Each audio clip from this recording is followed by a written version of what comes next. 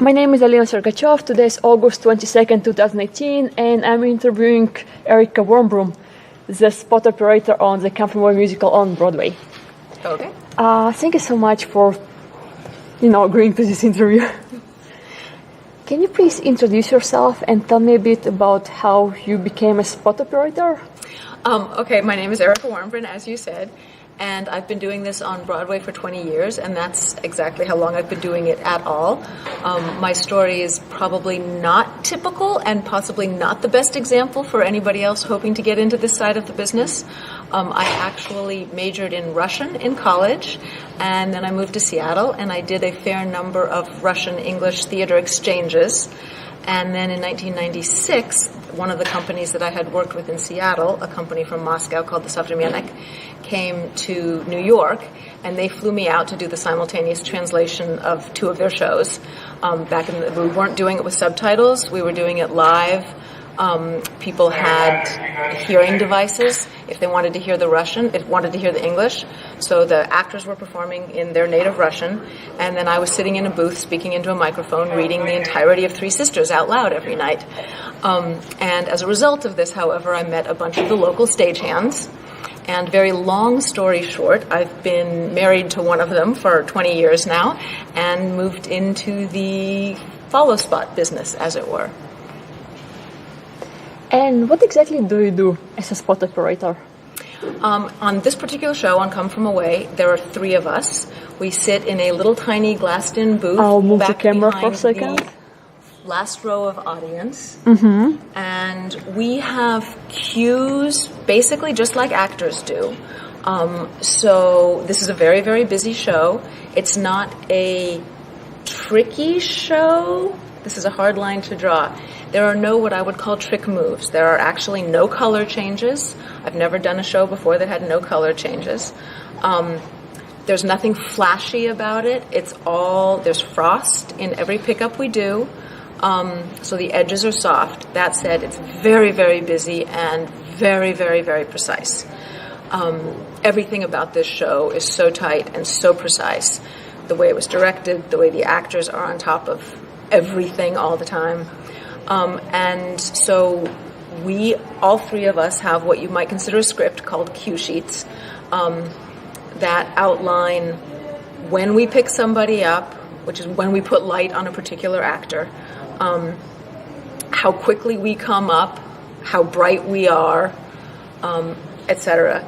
And obviously at this point we're no longer looking at our scripts, although in the early days we were.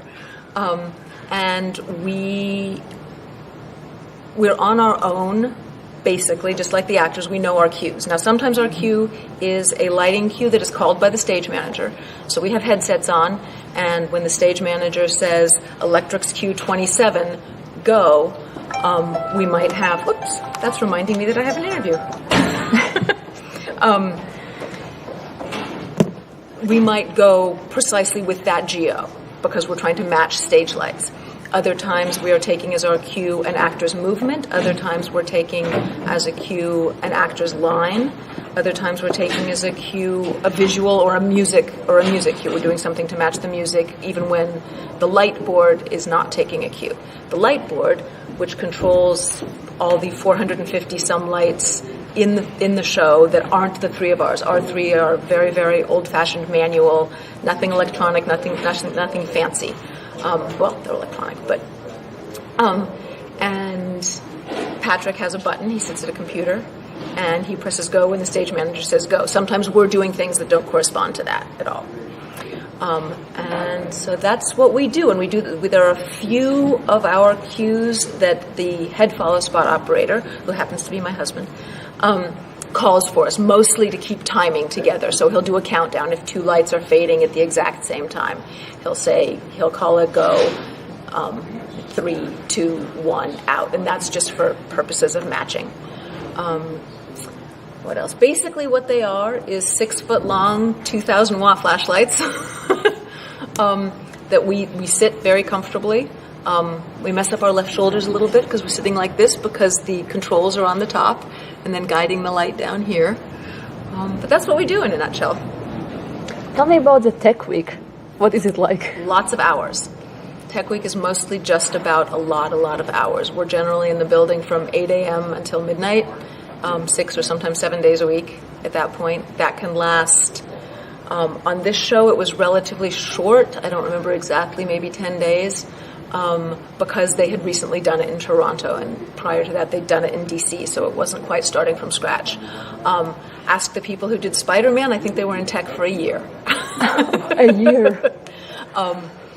But it's mostly for us. Tech is about a lot of hours. It's I also enjoy it a lot because it's when our part of the show gets created, and depending on who you're working with, there can be a certain amount of back and forth between you and an assistant lighting designer who's working directly with you. We had a great time on this one, putting this together, and obviously, again, we weren't starting from scratch when we walked into this building. But that's the best time. That's when you get to you get the show into your body, you get the show into your mind, because you get to do scenes multiple times in a row, which is a whole different thing than doing a show from start to finish and then doing it from start to finish again the next day. To be able to do a given scene 5 times in a row while either your part gets worked out or some other lighting parts gets worked out or blocking gets worked out or choreography gets worked out, whatever's being worked on, you get to run things multiple times, and that's very helpful for really getting a feel for what it's supposed to look like. And what's a work call? What were you doing this morning? A work call is mostly about maintenance of the show. We come in an hour before half hour before every show. So if a show is at 8 o'clock, the actors are called at 7:30. That's half hour. We come in at 6:30. We being all of the stagehands, and everything gets checked out for that night. We run through the lights, make sure that everything is working. Props sets all of their props where they need to go. The carpenters run the turntable. Everybody's just making sure that everything works. If there's a light that's burned out at that point, we obviously fix it. But then there are other kinds of maintenance that need to happen during the run of a show that don't fit into that hour. So today we were working on nothing very glamorous. We were working on burned out light bulbs and destroyed sockets in lights that are all the way upstage and need to be flown in, and it takes a couple carpenters to do that, and you can't sneak that in an hour before a show. So we come in for 4 hours on a Wednesday morning and work on whatever the given project of the week is. What advice would you give to someone who is interested in this kind of job? Because of the way I got into it, which is a little unorthodox, I don't have a story to tell about how I worked my way up the ladder. But lots of people, these days, as it's becoming more and more technical, a lot more people are coming out of college-level educations into this business, and they've done a lot of this in college. A lot of people who end up in this business started out as actors, for instance, in high school, and then discovered that they were actually more interested in the technical side or the backstage side, and have moved into whatever aspect of it has suited them. Some people are in wardrobe, some people are in sound, some people are in lighting. Lots of people become stage managers. Most people have found a love for it someplace early on, often high school, maybe college. And then it's just about finding a way to do it. And there are all sorts of levels of doing it. And eventually you either move to New York or you don't. There's plenty of theater going on elsewhere as well. And you start off Broadway and work your way up is how it works for most people. Can you do it if you're afraid of heights, for example? You can absolutely do it if you're afraid of heights. It's easier to be in props than to be an electrician if you're afraid of heights, because you almost never have to go high. But I certainly know electricians who prefer not to climb, and all you have to do is say that you prefer not to climb or go to the grid. And if you're good at other stuff, that's not a deal breaker. And what do you think is the most common misconception about what you do? That's an interesting question. I think what you said early on is very true, that for most people they never really think about the fact that all these other jobs exist. There are 12 stagehands, 4 people in wardrobe, 3 stage managers, and this isn't a huge crew. But what is the most common misperception? I think that I know that historically, one thing that has been true in the New York theater and the Broadway theater is that there were a lot of families, and there were people who were sort of born into the business, and they came into the business because that's what their father did, and they very most often became excellent stagehands who cared about their job but weren't necessarily in love with the theater. And I think more and more people who are coming to it because they want to be in theater and because they enjoy theater, and they go out on nights off literally and go to the theater. Not every week, but sometimes. I mean, I think if you asked Broadway stagehands, 40 and under today, how many of them have actually paid money for a theater ticket in the last year, you'd be very surprised at what the answer is. Do you think there are some age restrictions? Like, if anyone wants to change careers, like when he's 30 years old or 35, is it too late to become a spot operator? I don't think it's too late. It often takes, it takes some time to break into the business, especially if you're starting cold. And obviously there is, I get to walk into this theater every night and mostly just run a follow spot. But I'm supposed to know how to do a lot of other stuff, especially if something goes wrong and or in the setup process. So there's, you have to learn how to do more than just run a follow spot in order to be a stagehand. This is also, I'm exceedingly lucky at the moment to be sitting on this show and hopefully to be here for quite some time. It's not too late. There's not an age restriction as such. It's just that it's going to take you a little time, depending on where you start, to get here. And Erika, what are the most challenging aspects of your job?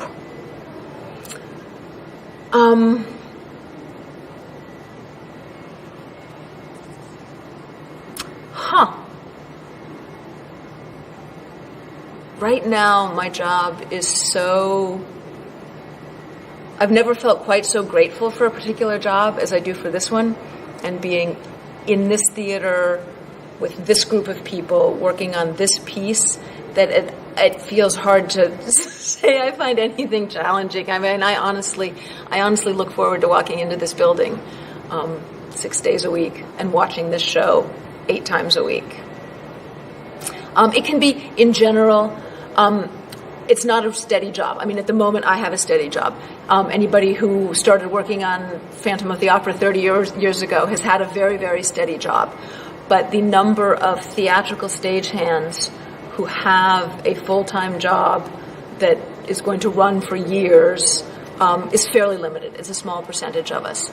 So it's, effectively, that's probably a very challenge. For somebody looking at coming into this business, there is an insecurity in it because a show closes and then you have to go find other work, and maybe there's another show right away, or maybe not. Maybe you don't get a job on a show for quite a while. Certainly coming up, you generally don't have a job on a show, so you're effectively freelancing.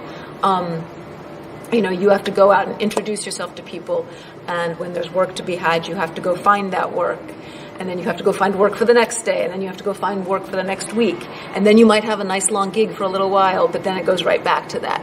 So there are upsides to that. You can write your own schedule to a certain extent and say, hey, I'm not available these 2 weeks because I'm going backpacking.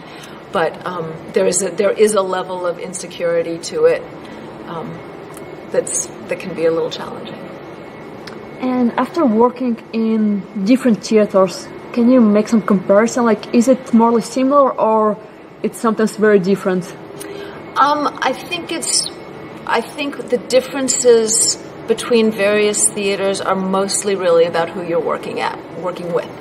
Obviously there are physical differences. A lot of the Broadway theaters are 100 years old, and that sets up one set of challenges. You're working in a really old building that wasn't meant for the kind of shows that get put on today. It was built for a much simpler show that had, a lot of flat drops, and that was about it. So, you end up crawling in some relatively interesting, ancient, unpleasant nooks and crannies of the building. And other theaters are newer and, much more modern. And so that's a difference. But I would say that in general, the experience is sort of defined by who you're working with. So sure, that's different from place to place. Again, like I said, this building, lovely group of people. And are there any old buildings where you feel maybe a bit unsafe? Like if you have to crawl somewhere? Well, a great deal of being a stagehand is thinking about safety, because you are often places that are, if not dangerous by definition, they're potentially dangerous. You are fairly often up in the air, or at least, even if you're on something that's very, very solid, it doesn't necessarily have railings that would keep you safe if you're not paying attention. So we spend a fair amount of time paying attention to where we're walking, whether or not, if we need to be in a harness, if we need to be clipped in. That's one thing. Yes, you go up into the ceilings here. You need to be very careful about where you step.